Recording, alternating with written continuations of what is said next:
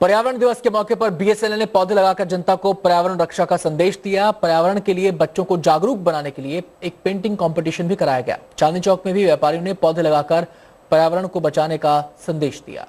आने जाने वाले लोग हैं वो उनके घर पहुंचाते हैं।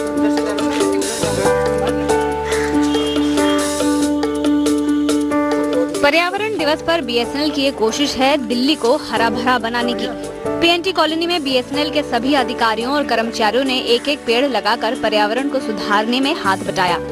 इस मौके पर पर्यावरण से जुड़ा बच्चों का एक पेंटिंग कंपटीशन भी कराया गया।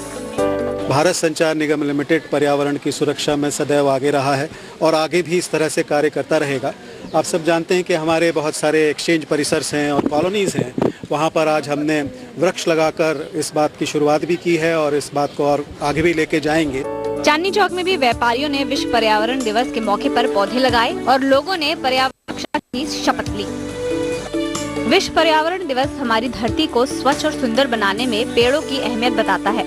इस मौके पर जनता को ये संदेश दिया गया कि पेड़ पौधों के जरिए ही हमारे आसपास की दुनिया हरी भरी और खुशहाल बनी रहेगी। फरीद अली के साथ ब्यूरो रिपोर्ट, दिल्ली आज तक। दिल्ली लाइव में इतना ही। वक्त हो गया छोटे से ब्रेक का। ब्रेक के बाद देखिए हमारा खास कार्यक्रम पीसीआर।